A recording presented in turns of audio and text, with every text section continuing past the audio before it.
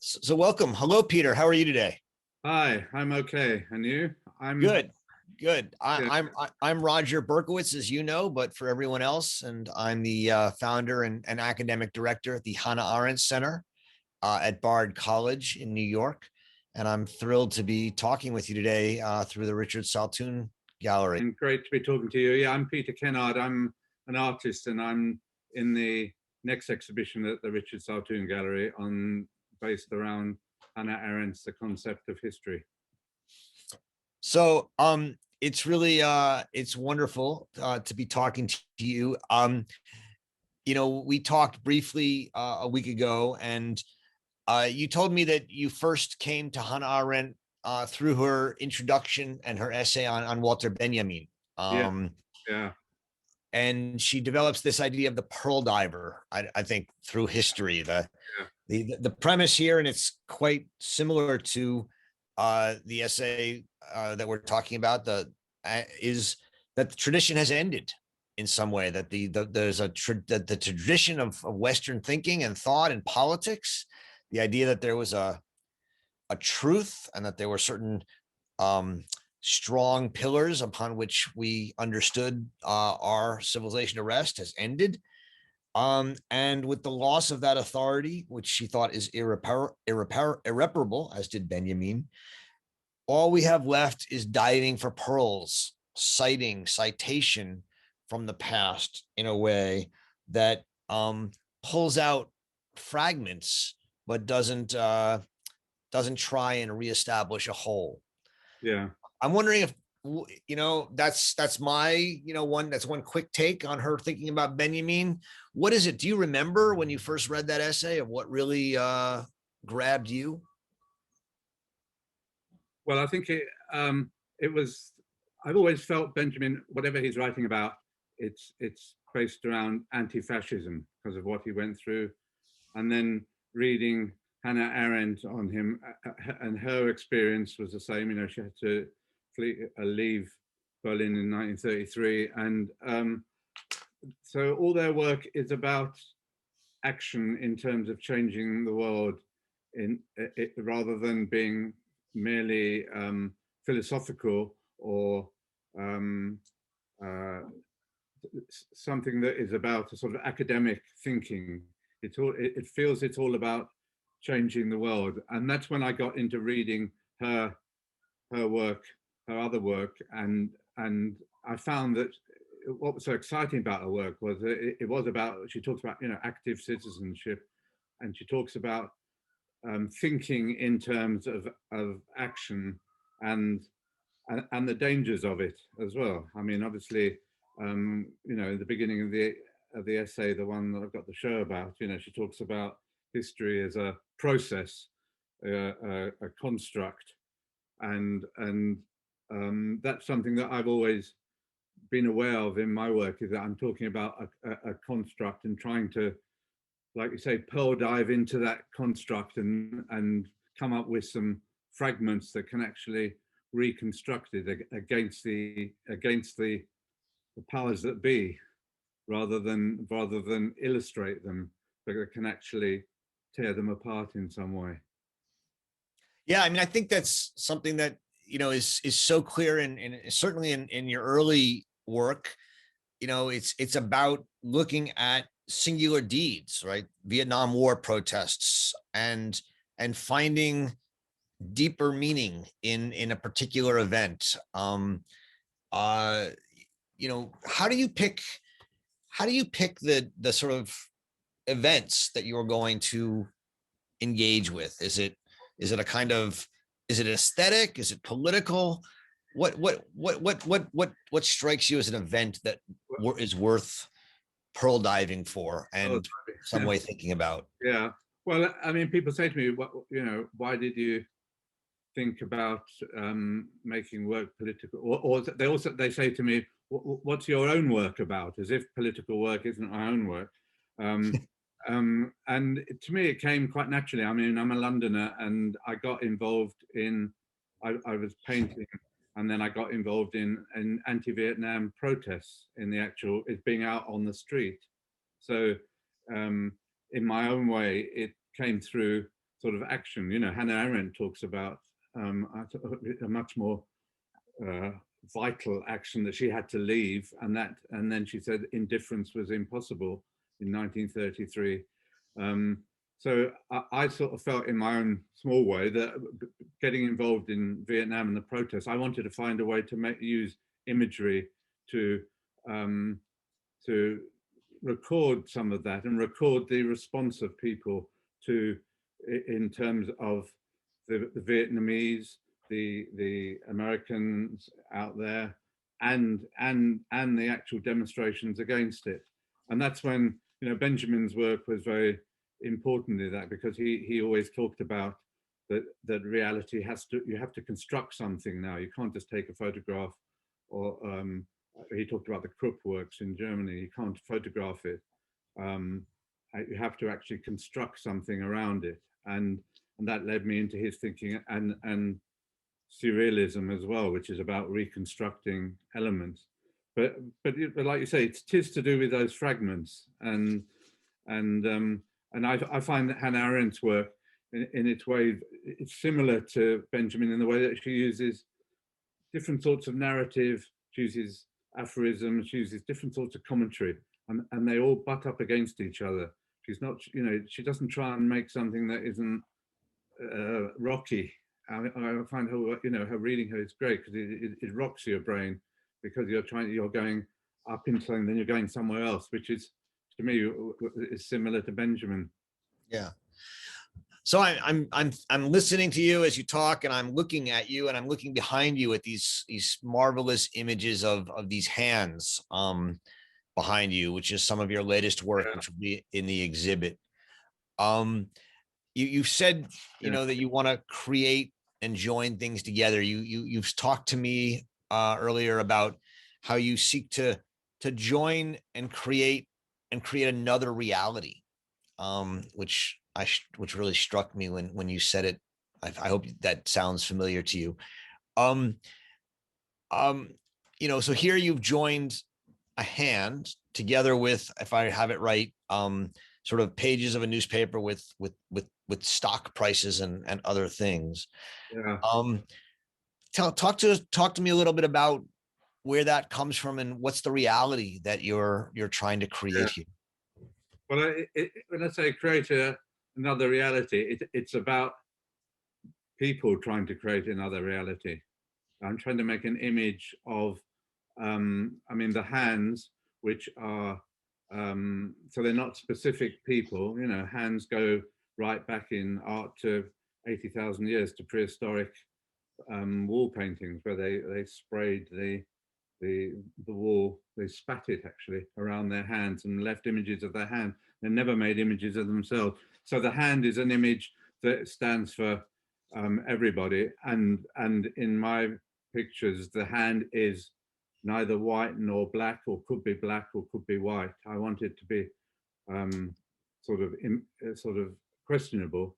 And they're some of them are tearing at the stock prices. Some of them have just got their hands in front of them, and the prices, the numbers are coming through. So it's a sort of conflict between the human and the seriality of endless numbers, which are the opposite of the human to me, because they're about, if there's a disaster in the world, they go up.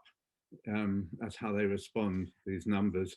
They react in the opposite way to what's human. So it's that response of the very fragmented hand, and the numbers almost are like bits of shrapnel sort of hitting through. They come through the hand, so there's a sort of battle going on between them.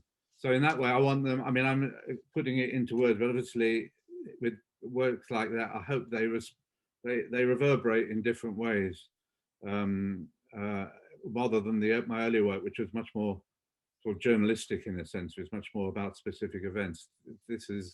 It has got a sort of generality about it, and this idea of, I suppose, the sort of bio-humanity.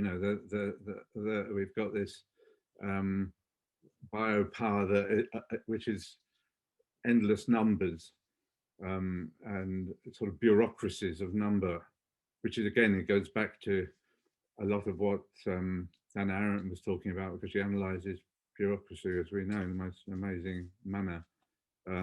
So it has that sort of element, and some of the numbers are actually disappearing, and they become just numbers. And I think that's a response to doing them all under lockdown and COVID.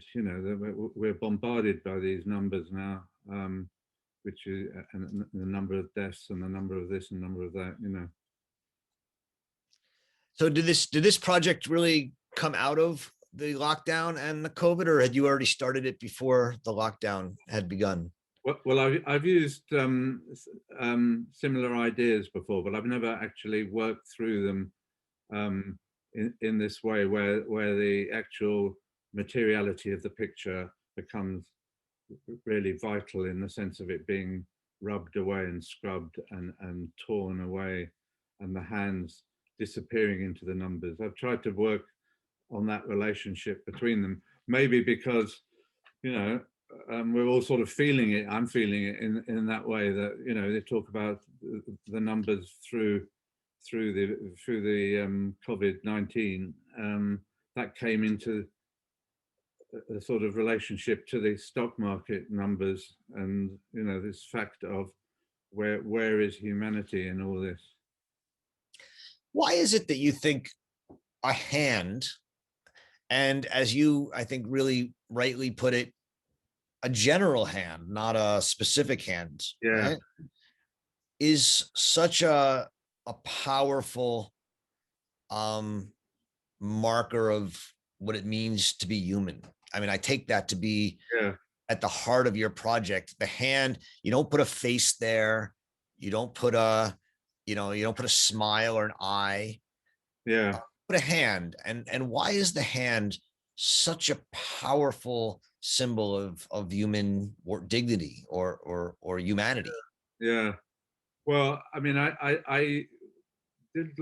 always worked with, done a lot of work with faces, but I've done a lot of work with hands, and originally they were, maybe when I was younger, I mean, I don't self-analyze the work because I wouldn't be able to do it if I did that too much. But I did one of a hand crushing a missile that became a sort of symbol that's been used around the world since.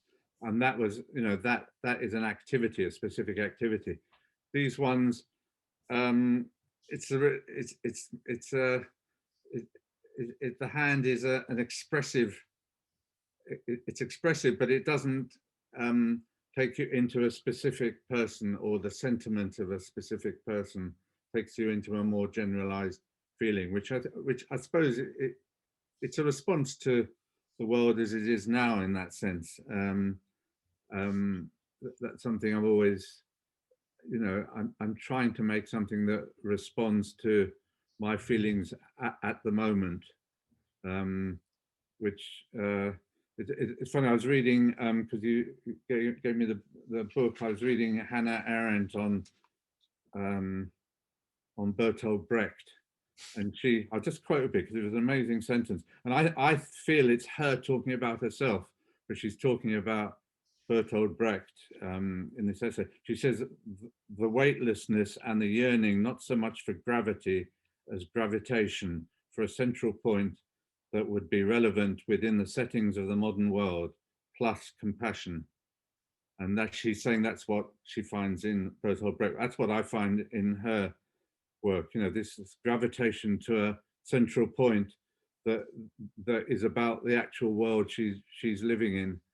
And maybe that, perhaps sometimes people talk more about themselves when they're talking about someone else than, and I felt that sentence. I thought it was a beautiful sentence. And I feel that about her. And it's sometimes with one's own work, one can't, if you're an artist, it's difficult to verbalize it because that's the need to actually put it into images. But the hand to me is something that immediately people respond, even physically, with their own hands when they're looking at it. Yeah, I think it's both about the the loss, right? And then this sort of attempt to find some sort of point to hold on to. But Yeah, then in the way you draw the hands, there's also that other element which you emphasized in your reading of that quote, which is and compassion. yeah, Um, something that I think is not often talked about with Hannah Arendt. But I thought that was a nice way to bring that out in the quote yeah. you read. Although she's always talked about in terms of irony, isn't she, and toughness, but there's, Toughness and yeah, aloofness and yeah, yeah, yeah. But I mean, I don't find that so much in her work, because I feel there's compassion in the fact that she's trying to drill into reality, and not make it easy, and that is compassion for other people. You know, if you make it easy, it becomes simple propagandist saying one thing, and her work is fights that all the time, and she talks about that all the time in terms of totalitarianism, and which is the unthinking. Um, so you know, it's compassion comes through, I think, in her work. Hopefully, it does in what I'm doing now. I mean, in the last one I did, which is actually on the wall in the middle, but the hand is actually being taken over by the columns of numbers, so they become one, which is very scary, really. I mean, that's a portent, I suppose. yeah. Yeah. What do you're often called, and you've mentioned already, a political artist. What do you think that means? What does it mean to be a political artist? Yeah. But it's not something that I set out to do. Like, I mean, I have students who suddenly say, I'm going to be a political artist. It doesn't quite work like that. It comes from deep down. I mean, it comes from one's background. I'm actually Jewish, you know, and come from a Jewish background. And so there's that whole history, obviously, that then comes into it. And it was just a desire to make work that had an element of, I suppose, photojournalism, but actually made the photojournalism distanced, so that people could look at the work and imbibe it in their own way, think about it. I mean, the earliest work that's in this exhibition is called Stop Paintings, and they use a lot of different marks and splodges, so that when you're looking at the image, which is often of civil rights marches or police violence, South Africa, there, May '68 in Paris, they all merged together. But you're looking at the image by these abstractions that are breaking into it, and and in that way, I wanted to make a sort of work that people would think about what was going on in the world, you know, very much about think about it, and then come up with their own feelings about it through thinking about it. Um, and so I use these techniques, which again relate to very much to Brecht and Benjamin. You know, like the idea of the epic theatre in Brecht, where you don't suck the audience into a drama, but you distance them at intervals so that they're aware they're looking at a drama, because then they'll think about it. You know, and he said at one point, I'd be very happy if there were two exits to my plays, and one part of the audience went out one and one the other, thinking different things, you know, depending which way they thought about. And I want that work to do that. And I want people to think in front of it and to think of themselves in it. And, you know, so there's this idea of when you're in a demonstration or when you're in a violent scene, there's a lot of things happening around you. You don't focus exactly. So I wanted to get that into it. But it just came through, you know, it didn't come through as a conscious thing. I never said I was going to be a political artist, and I'm not quite sure what a political artist is, because you know, as everyone says, all art is political in its own way, you know. Well, so I would have thought, you know, as a artist, that a political artist is one who seeks to accomplish certain political goals with their art. Yeah.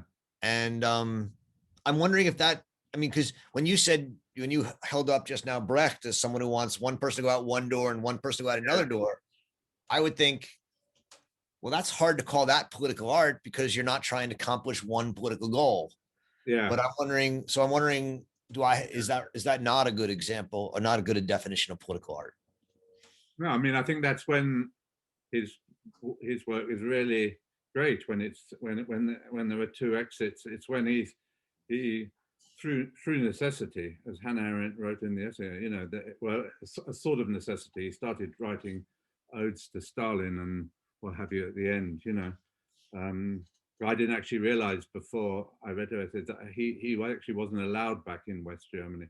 He went to the East because they, you know, they offered him a theatre and what have you. But so that is what he did later was political art in terms of propaganda and in terms of self-survival. I mean, one feels, you know, but other than that, it's looking at, you know, it's a way of looking at the world through, I don't know, through one's um, one's feelings as a member of civil society, you know, as a citizen. It's that thing I've always thought, that, you know, one is a citizen and an artist, and if you bring these two into the work, um, it's a way to for people to respond to. I mean, some of the work I have done has been much more direct in terms of like anti-nuclear work. Well, you know, where it's about being anti-nuclear weapons, and I'm finding ways to get that across. Um, but there's a lot of it, and most of the work in the exhibition is much more nuanced than that, I think, you know. And I've gone both ways. I mean, I've been going on making this stuff for so many years that I've had the time to actually work different areas, and and a lot of the work in the exhibition, like the palettes and these hands, have a more, I suppose, a more humanistic, you know, statement about the human. In that sense, they're not telling, you know, they're not thinking that someone's going to do something specific from it. They're not going to, you know. I mean, if they do, if they go and join Amnesty afterwards or whatever, that's great, you know. Right. I mean, they could join Amnesty, or I guess they could go out the other door, right? Yeah, out the other door. And Yeah, go yeah, invest in the stock market, yeah. or bring the stock market down like the GameStop people. I don't know Yeah, if that carried over the pond to you guys. yeah, Um, you know, uh, Alfred Kazin, who's a wonderful yeah, emigre writer, yeah, used to said that Hannah Arendt's favorite phrase to describe what she was doing was to think what we are doing, yeah, which is a phrase she uses in a number of her books as well. And it really strikes me as that's what you're sort of saying your art is an attempt to do, to think about the world and to think what we are doing, without, you know, in a humanistic way, as you said. yeah, yeah. And to find ways to represent that, but not in a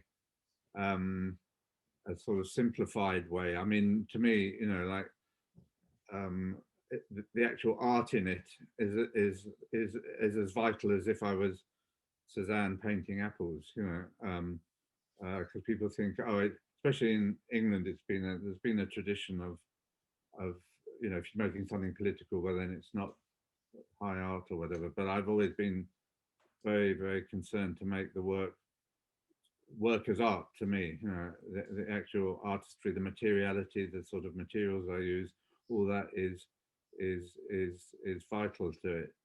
Um, and if I'm doing montage, which was a lot of that was for newspapers and magazines, that was something different. That was something that had a specific subject, you know, like the Berlin Wall coming down or apartheid in South Africa. And then they went into a newspaper and they became part of the geography of the, the newsprint. Whereas, you know, a lot of the work, which hasn't been shown so much, you tend to get labeled as doing one thing in art, you know. If you've got other ways of working, which I have, it's slower. And one of the, you know, and the only one of the only places where work like this works is in a gallery, because you don't get an immediate response. And galleries are one of the few places in our society where you can slow down and think in front of things. That's and unfortunately we can't go to the galleries right now, but we're gonna we can do a virtual tour, and hopefully we'll be able to go soon enough. Yeah. I want to get to the palette paintings, but before I do, just one more question about the essay that we talked about, the concept of history and how it relates to your thinking. There's a distinction Arendt makes in it that's always been one of my favorite distinctions in her work, and she is a thinker of distinctions. That's one of the things I like about her, is she makes these rigorous distinctions, not to create an analysis of language or analytic philosophy, but so that we know what we're talking about. And she makes this distinction between objectivity and impartiality. I don't know if you remember that from the essay or not, but she says, history should not be objective. It's not trying to tell, exactly what happened, because that's impossible. But it should be impartial, or at least there's a tradition of impartiality that comes from Homer, where you sing both the great deeds of Achilles and the great deeds of Hector. And that really struck me as similar to your reading of Brecht, where you go out one door or out the other door. Yeah. And I'm wondering what you thought of this idea of impartial. Do you see yourself as a artist of Homeric impartiality? Does that speak to you in the way you think of art? No, I don't think I do think that, because I don't label myself anymore, but I'm a socialist, and I came up through the left, or through Marxist left, and think of myself as a socialist. But I think the work's impartial because I'm not twisting the stuff I'm putting together. I'm putting together what's actually come from the world. If it's a montage, those images they are a trace of reality, those photographs.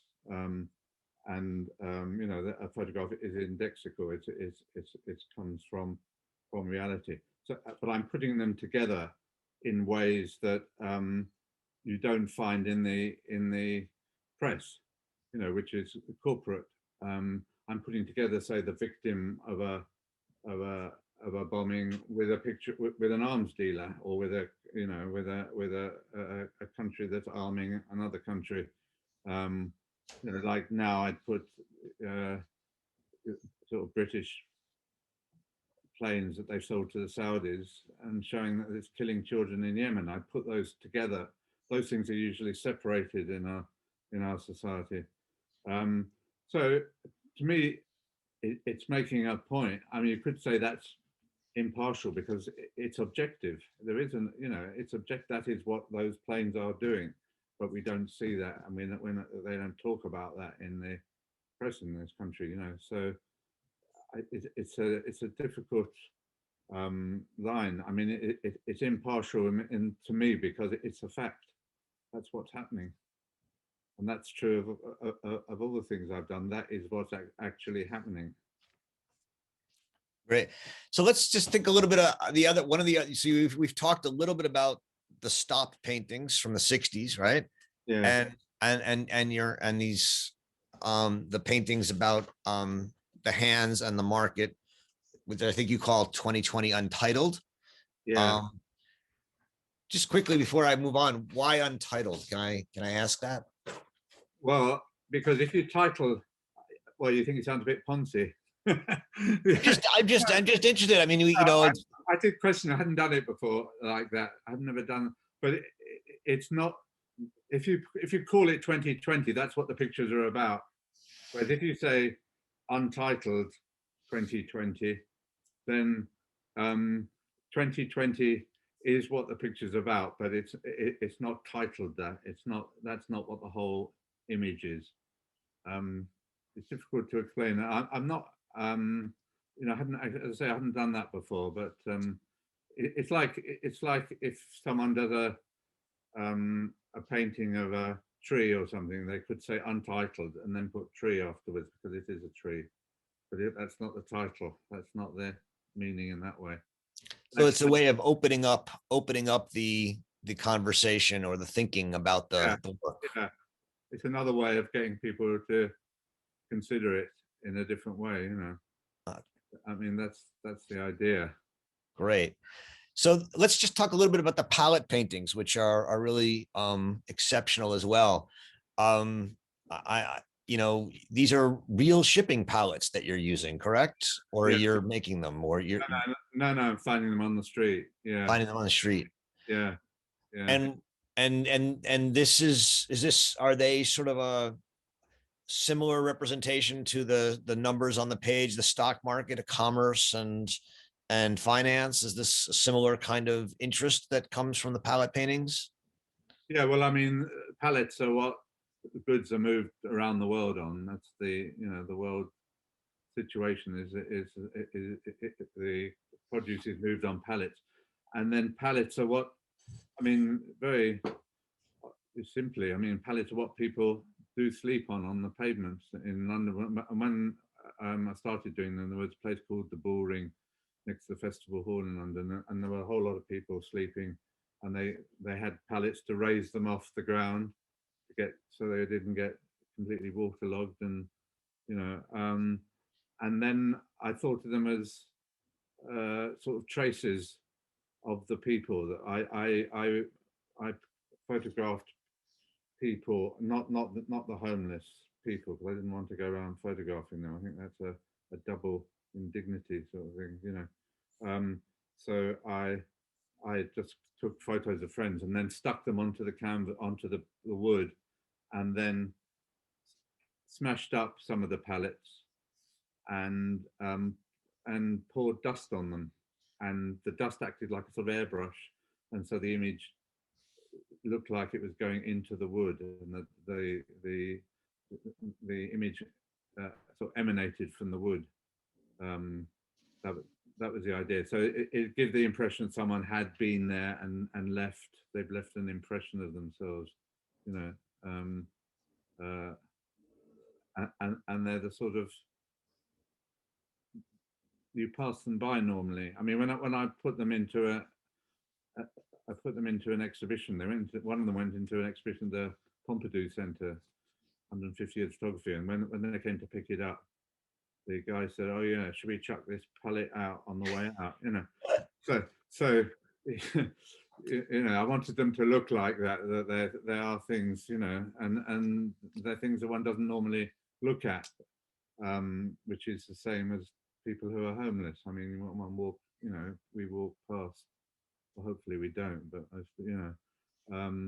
and so that's where it came from. It originally came from a commission from because I did always done a lot of different commissions from a charity, from a homeless charity who wanted me to do some montages, and then gradually it turned into making something much more physical and material, and so I lost the commission obviously because it wasn't much use to them to as a way of getting money into their charity. I lost the commission, but then came up with this work. And I've always had this conflict between something that's very direct, that can say go into a newspaper, or something that's much more physically material, that is gallery based.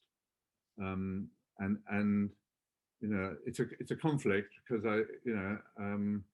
but I don't resolve it. I just work in different ways. Yeah. Yeah, I think that's fascinating that you had a commission and they lost it and yet came up with this art that, I mean, does Yeah. it bother you that you lose the commission on that, or not so much? I mean, do you think you guys should be seeing this? It's great. It's what it is. Well, no, I knew that it wasn't of any use to them. I mean, Right. because they were trying to raise money. They wanted a picture for newspapers and pamphlets and what have you, and having a smashed up palette would not really work in that situation. So it becomes something else. It becomes a symbol of something, Have you, it's when you said that the palette is an object of the world, right? Yeah.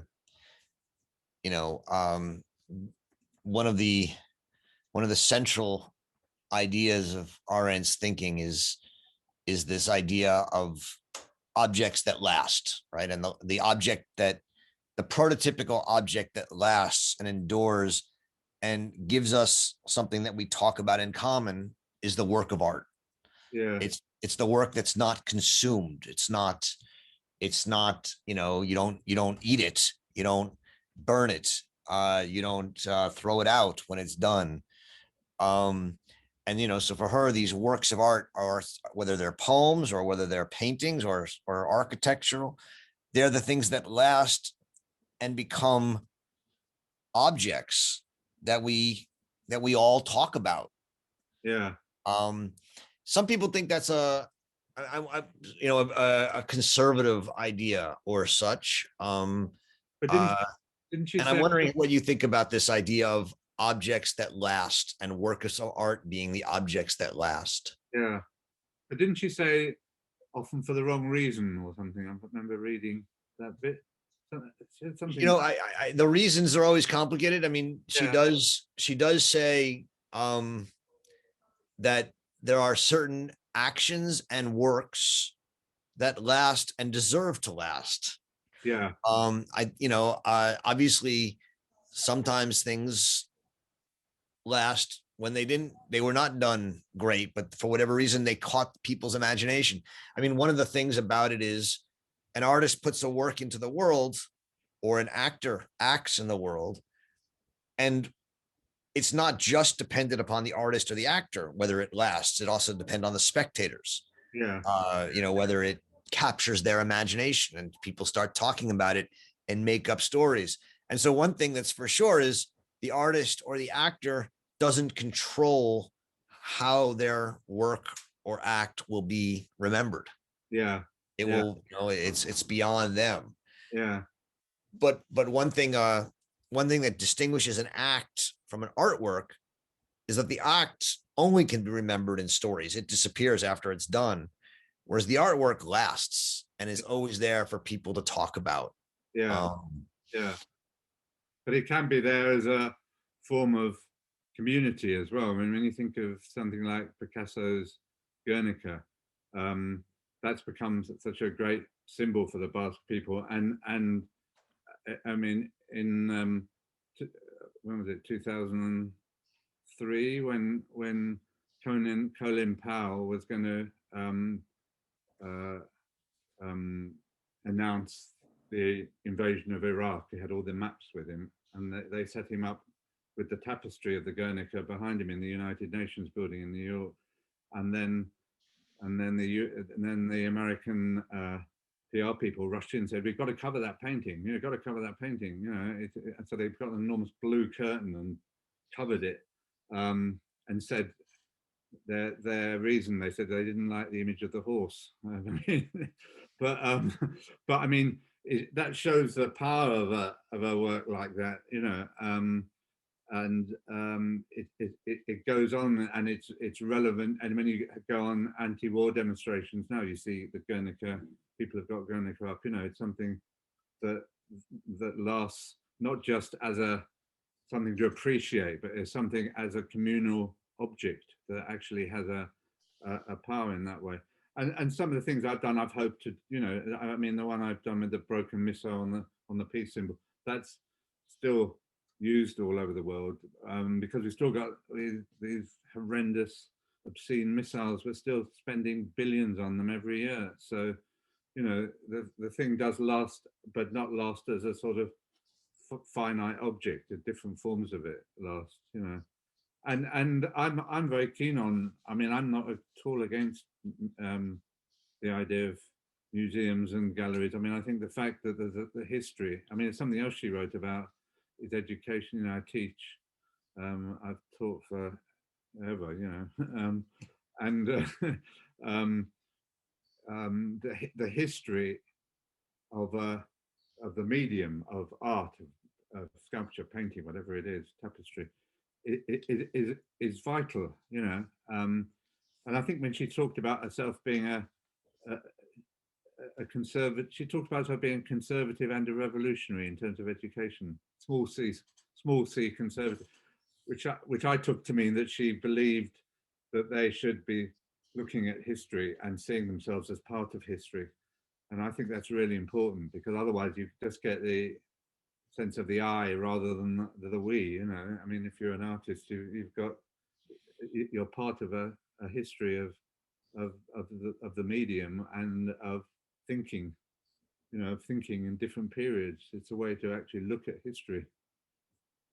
Yeah, no, it's one of my favorite parts of her work, that the education has to be conservative in the sense that you address the world as it is. You learn the world, Yeah, and yet revolutionary in the sense that the world as it is includes always the possibility of freedom to change it.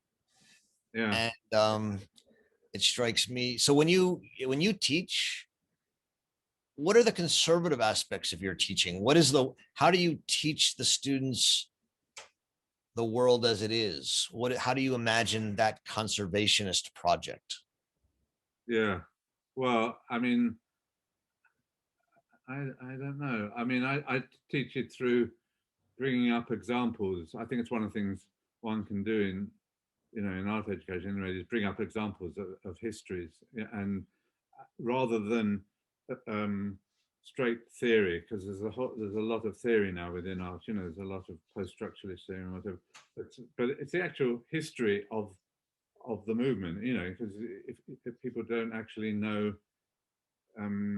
so much about the because there's a canon. The canon is exploding now, which is great, and artists are being looked at from all over the world, and women artists that have been disregarded are being looked at. The museums are changing at speed. I mean, when you look at MoMA in New York, it's the new hang is completely different. They've got a black artist opposite Les Demoiselles d'Avignon by Picasso.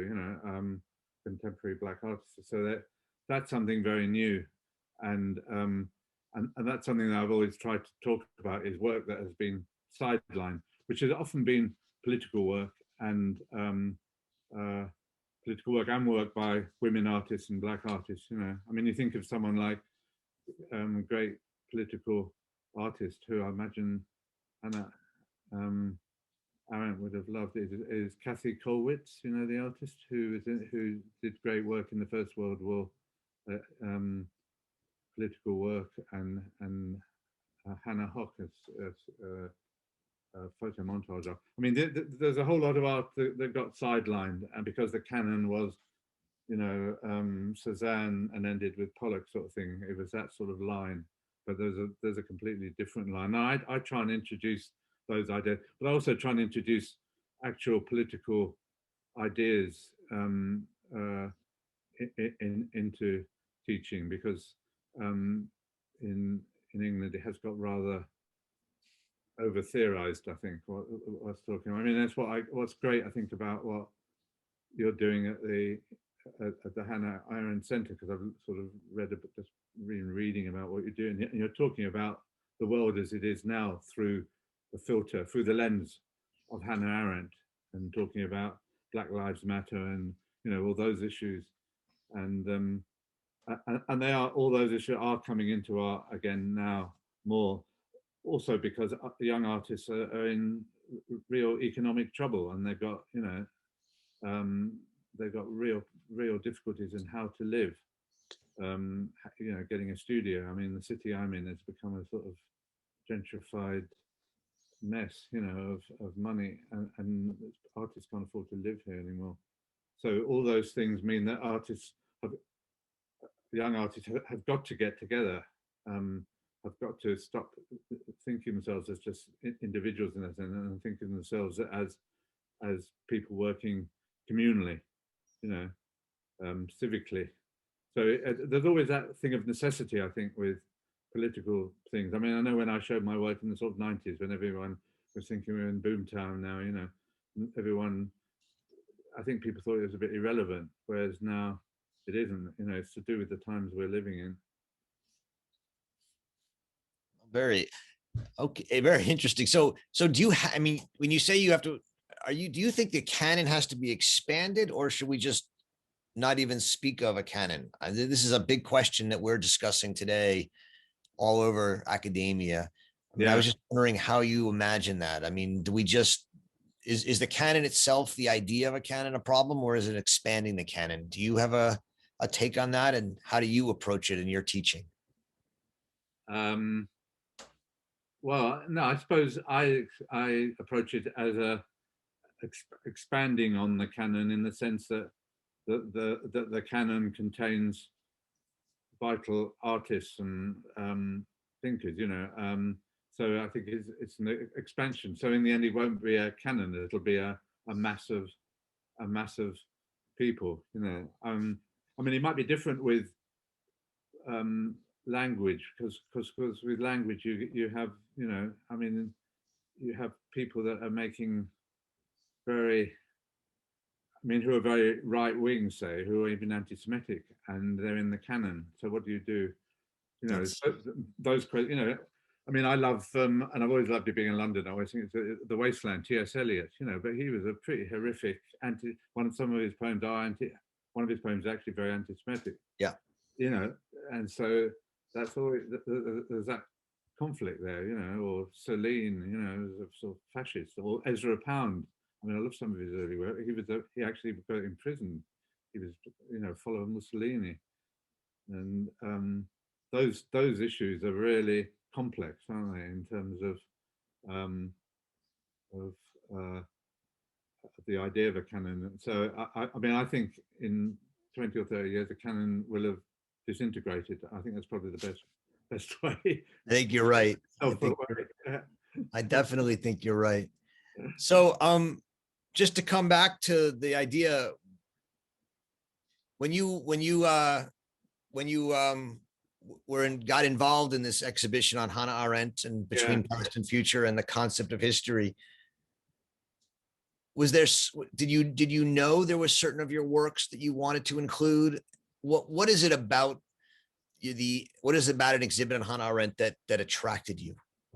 Well, I suppose because I started making political work 50 years ago, making with those stock paintings, and I suppose it's her insistence on the importance of history, and to me those pictures, which look at, as I say, they look at civil rights, they look at the invasion of Czechoslovakia by the Soviet Union, or they look at all those things, but they've become past history now, and to my students, they almost don't know about that period. So there is that thing to me of a sort of education of what went on what's gone on in the last 50 years, because most art doesn't actually occupy itself, or hasn't occupied itself with that. Photography has, because obviously photographers are out there, but actual art has not really looked at a lot of these things. So it is a way to actually talk about history. I mean, I did a book, came out last year, where I took 50 events and then put an image and a explanation with each one, because I wanted to do like a history book, as an alternate history book, where very important events here, like there were strikes, say, by Asian women workers, which a place called Gunwick. And then if I put that with an image that was done at the time, and a sort of historical explanation, that does have a sort of pedagogic interest beyond, because originally it was going to just be, they wanted me to do a sort of art book, but I wanted to do, as a way of looking at history.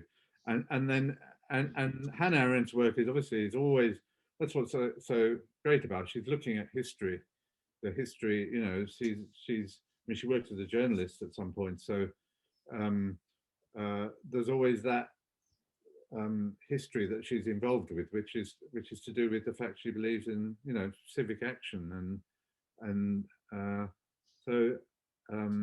she's just an amazing way of writing about it, which I said before, which brings you into those actions, and so it was really exciting to be in and then to see that the gallery was doing it for a year based on the book. I think is a brilliant idea. It's not something that other galleries that I know have actually come up with, and and it does take you into it takes you into thinking, and that's what she's always talking about, I mean, it's quite difficult when she's talking about thinking all the time. I think, because my thinking is, God, I wish I was thinking like she was thinking. We all have that issue. Yes. Yeah, you do. Yeah. Had you read or heard of the book Between Past and Future? It's not one of her more popular or well-known books. No, I hadn't actually Yeah. heard of it then. But It's, yeah, what do you think? I don't know if you've had a chance to read much in it. What do you think of the book, or what do you think of the choice to use that essay or yeah, those essays? I think it's good because it means that we're having to really read deeply into them. They're not, they're not simple essays in any way. And then you get a sort of um, a phrase she does, like growing world, alienation, which she's talking about how we're all alien, and then one refers beyond it to the idea of alienation, how she's using it. She's not doesn't always use words in a simple way, so Right. it takes one around to different ways of thinking. So and it, I mean, I'm completely hooked on her work now. So I'm gonna, I mean, what I'd like to do is actually takes, because some of her, I mean, I'm a bit, we're talking about this thing of Benjamin, like going down, picking up thing. I mean, obviously his big idea was to do a book of quotes, Right. and I would actually love to do a book with quotes from her in some way, with images. And I don't, that's what's come through the last few months of looking through it. I don't know if her work is all in copyright. It presumably is. So Her book is, say it, that again. it's copyright. I mean, the text. Yeah. Yeah. Someone would need permissions and all that. Yeah. But it's a great idea. I mean, we have one of the things we did at the center is we have a feature called Quote of the Week, where people will pick a quote from her and write about it. We haven't been doing it recently as much, but we have hundreds of them. Yeah. And as I see her very much as an aphoristic thinker. The Yeah. quotes are like images that, and much of her writing is, there are quotes, and there's text in between them. And the text in between is like an interpretation of the quotes, Yeah. but you can read her through those quotations. So I Yeah. think it'll be Yeah. a beautiful idea. I'd love to talk to you about Yeah. it. Because the quotes are like a flash of a flash bulb on a photo. They've got that sense of stasis, and then something winds around it, and then That's yeah, right. powerful. Yeah. I absolutely think so. Mm. Well, Peter, this has been a pleasure. It's really exciting to talk to you. And I think we're going to be talking more in the reading groups that the Yeah. Saltoun Gallery has put together on her work, which is great. Yeah. Um, Yeah. uh, I love your work. So it's really been an honor for me to talk to you about them. It's an honor for me, because I mean, I think what you're doing there. It's fantastic. I mean, you're engaging with her work, and you're engaging with what's going on in the world, and they're together, which is fantastic. So thanks a lot. Well, thank you very much. It's been a pleasure. Thanks to Peter KENNARD. Thanks. Cheers.